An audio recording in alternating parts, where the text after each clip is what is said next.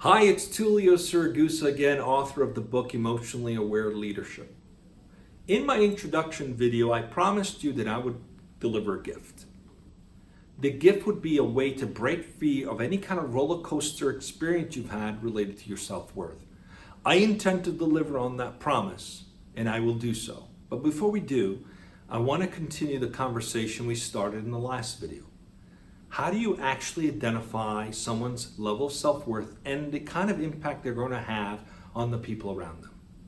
So I went to a conference in San Diego, and this was a World Blue conference. World Blue is an organization that certifies companies to be freedom-based, self-managed organization.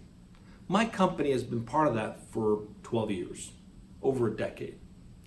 So in this conference, the moderator asked a really powerful question. And the question was, how do you scale your self-worth from 0 to 10, 10 being the highest, and why? And so I sat there and I wondered, well, I'm a 10. And then I started thinking, well, that's kind of obnoxious. Don't you want to leave room for improvement? And so I gave myself a 9.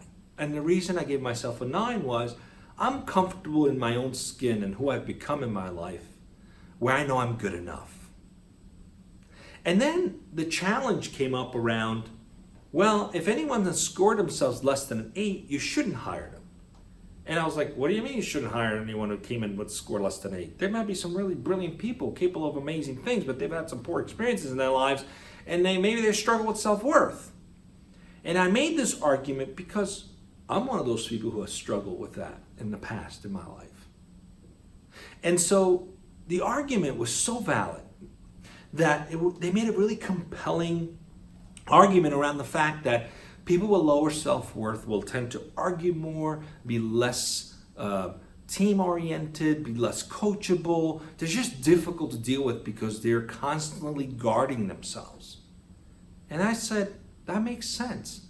And then I sat there sad and wondered, well, how do you help these people break free of that? There's got to be a way to help people break free of that.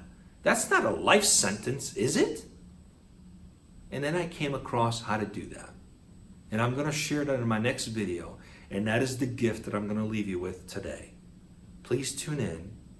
Thank you.